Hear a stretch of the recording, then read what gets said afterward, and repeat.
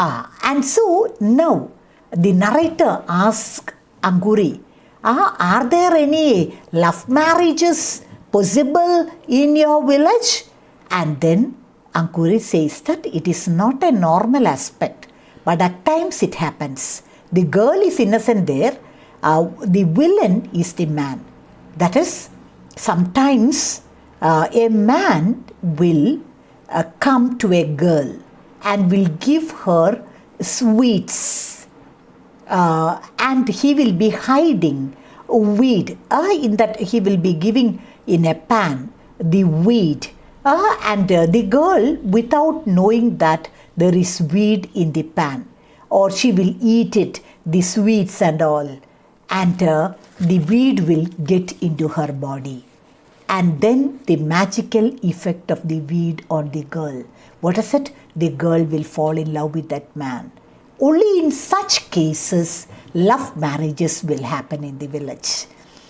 And so, Anguri makes it very clear that the girl is innocent.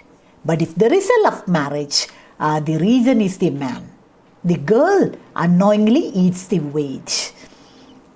And then, again she told the narrator that one of her friends also have gone like that with her lover.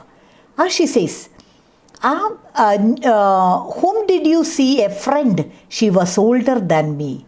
And what happened? She went crazy, ran away with him to the city. How do you know it was because of the weed? What else could it be? Why would she leave her parents? He brought her many things from the city. And from where did this weed come from in the sweets? Otherwise, how could she love him? Love can come in other ways. No other way here, no other way. What her parents hated was that she was that way. Have you seen the weed? No, they bring it from a far country. My mother warned me not to take a pan of sweets from anyone. Men put the weed in them. And you are very wise. How come your friend ate it? And then when Anguri told the narrator about her friend who had unknowingly consumed the weed and falls in love with a man with whom she elopes. And then the narrator is asking Anguri, have you seen this weed? Then Anguri said, no, I haven't seen it. See, the people bring weed from some distant place. Then they will hide it in a pan, hide it under the sweets and give it to a girl. And the poor girl, without knowing that the weed is there, she will consume it and then she will land up in trouble. And she will fall in love with the man and will elope with the man. And then again Anguri told the narrator that her mother had asked her not to take any pan or sweet from strangers. And Anguri was so far very, very careful. And then, and again the conversation continues. I don't read the entire text. You can read it at home. To make things clear, I will be quoting some lines and words here and there. And finally, and again days went on. One day, she notices Anguri, narrator. She was sitting and writing in her room. But through the window, she can see Anguri sitting under the neem tree. Her hair is not neatly combed. She was wearing shabby dress and she had a very tired and a worn out appearance. And she was singing in a very low voice. And the narrator watched her. In the morning, noontime till the evening she was sitting there. The next day also the same thing happened. Anguri will come. She will be sitting under the neem tree, very tired, very weak. And she has a very shabby appearance. Her hair is not combed. And the narrator goes near to Anguri. And the narrator asks Anguri, oh, what are you doing? Are you singing? Oh, it is a sweet song. See, only now I understood that you can sing also very well. Okay, very good at this. But the narrator understood that she had a very tired disposition. She was very worn out, weary. And then the narrator asked Ankuri, I say, have you not eaten anything? No. Have you not taken even your tea? No. And then the narrator understood that for the last 3 days, she hadn't eaten anything at all. She didn't even had her morning tea. And the narrator understood that Ankuri has some serious issue.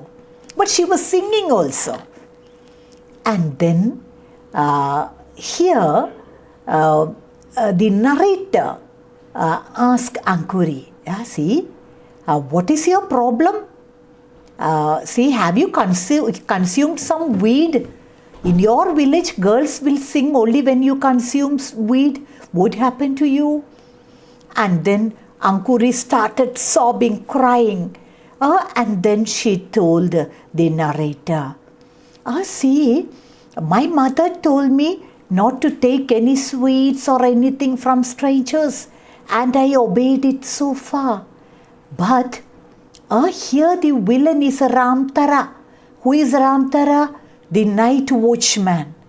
And this night watchman will be bringing milk to Ankuri.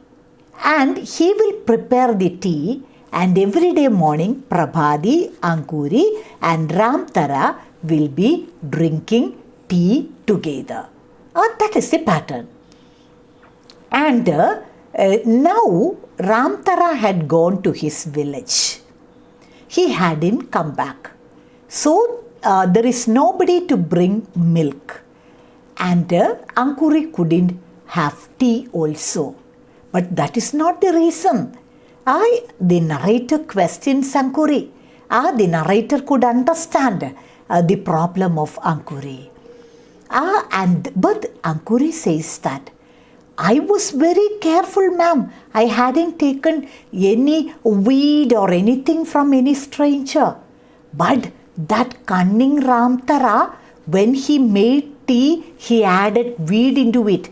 And without knowing that, poor me, I consumed the tea and I had fallen in love with the Ramtara. And now he had gone to his village. I cannot survive without seeing him. And that is it. I am lovesick. See, that is poor Ankuri.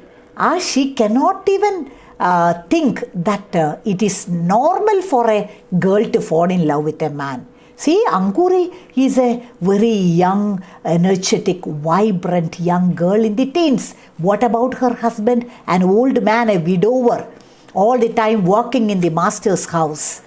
Is he a match for Ankuri? No. But Ramtara, he was very smart, very energetic, young, vibrant, very talkative. He will be sharing jokes with Prabhadi and Ankuri during the morning tea. And so, it is natural for the girl Ankuri. She is still a girl. Till this time, she hadn't come into contact with any young men. But now, there comes a chance to talk to and interact with a young man. And it is natural that she falls in love with Ramtara. And now she is lovesick. But she strongly believes that Ramtara had added some weed into the tea. And she had consumed it. And that is why she had fallen in love with Ramtara. See, this is the superstition that is centered around the wild plant weed. And so, actually remember, the story always gives us the pathetic picture of the conflict between the inhuman patriarchal code and the girl's basic instinct that is suppressed by the society. And so, always bear in mind the central theme of the story. That is Amrita Pritham gives us a slice of the society which was prevalent at that time. And she is talking to us about, through the story of Ankuri, she presents before us the patriarchal society which was prevalent at her time, and especially the life of the innocent village girls for whom even freedom and even education is denied. And so that is the story of Ankuri. And so always bear in mind the central theme. What happens in a male-dominated society? In a patriarchal society, women are suppressed. Why education is denied? Because if girls get education, then they will know what happens in the rest of the world. And so all these superstitious beliefs are attached to her. Towards the end of the story, the girl Ankuri demands the narrator to teach her how to read and write. And so realization comes only in the last part.